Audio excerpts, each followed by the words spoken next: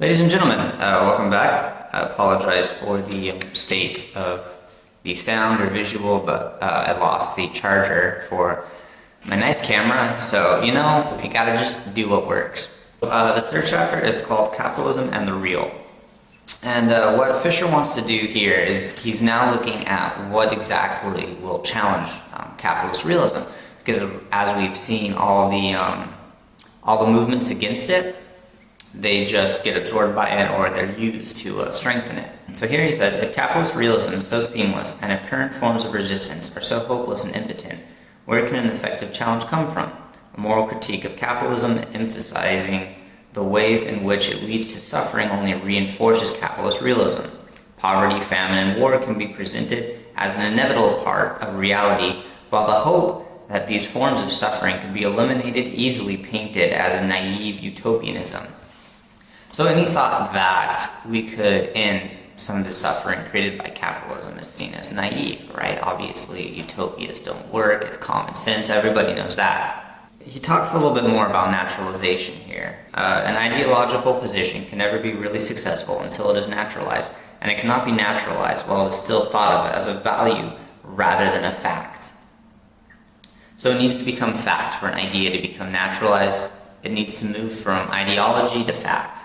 Emancipatory politics must always destroy the appearance of natural order, must reveal what is presented as necessary and inevitable to be a mere contingency. Emancipatory politics, which is politics that move away, emancipate from capitalist realism or the current state of things. So what we see as necessary and inevitable, it needs to be shown that that's not the case. It's just one way that things are going. Just as it must make what was previously deemed to be impossible seem attainable. So that can connect back to this naive utopianism that's impossible. Getting rid of poverty, famine, war, that's just not realistic. Well, it needs to start being seen as attainable in order for any sort of movement to go away from capitalist realism. So here he wants to challenge the real. Look at what is shown as real and expose it as not in fact being real. So he talks about the reality principle, in which these ideologies are turned into reality, are mediated into reality. And he says the real is what any reality must suppress. So what is real? What is actually real? And natural, outside of naturalization, is what this reality principle of capitalism, realism, has to suppress and create something else real. So now he gives three examples, but I'll probably only talk about two, of what can threaten capitalist realism. And this isn't showing the inconsistency with the reality created by capitalist realism. One of them is the problem of the environment. Right, obviously, everybody knows the environment is going to shit, and it's all our faults, and blah, blah, blah, or climate change, and we're destroying the environment. So here he goes, what is treated as an environment catastrophe illustrates is the fantasy structure on which capitalism realism depends, a presupposition that the resources are infinite and the earth itself is merely a husk, which capital can, at a certain point, slough off like a used skin. So here there's a fantasy of capitalism.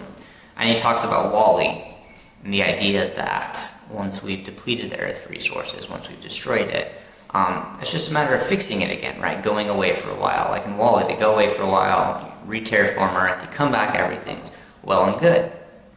But the idea and the way that capitalist realism runs, the way that businesses run, is each year they have to expand, right? As they get bigger, they expand, they use more resources. The relationship between capitalism and eco-disaster is neither coincidental nor accidental. Capital's need of constantly expanding market, its growth fetish, mean that capitalism is, by its very nature, opposed to any notion of sustainability. So it's just not sustainable.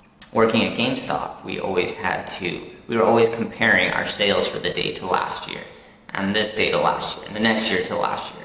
And the idea was to beat last year's sales goals, so we had to expand constantly. And this idea of constant expansion isn't something that's realistic. Nothing in nature is constantly expanding in the way that we try to constantly expand business and society and so forth. These values that we have are essentially what's destroying the planet, and it shows an inconsistency in capitalist realism, something that's off. The second thing that he looks into is mental health. But mental health has not been politicized. There's no political movements or towards fixing the issues of mental health, right? And he says that that's because mental health has been naturalized, turned into an issue of individual ethics or individual values. Capitalist realism insists on treating mental health as if it were a natural fact, like weather. But then again, weather is no longer a natural fact, as much as political economic fact. So it looks at mental health as just being a natural fact, right? Like X% of people between 18 and 25 are depressed. That's just the way it is, right? It's like liver failure, or kidney disease, or heart disease, right? Sometimes it's genetic, other times it just happens, but it just happens, a part of nature. Where in fact he's arguing that it's not a part of nature, that it's a problem of the structure. And even comparing it to like physical health, I think you could look at the structure too as being really detrimental to our physical health, and the sort of substance dualism of mind, body being separate. We've objectified the body and essentially neglect it, but that's completely different. That's an aside. Some of these places I've been on the internet, it seems like, of our generation, like 90% of the people suffer from depression of some sort or anxiety of some sort, and this is more than just a natural phenomenon occurring. And it's more than just the individuals, right? That they just so happen to be somebody that is depressed, so happen to be somebody that is anxious, bipolar, so forth. All right, so he looks at the structure.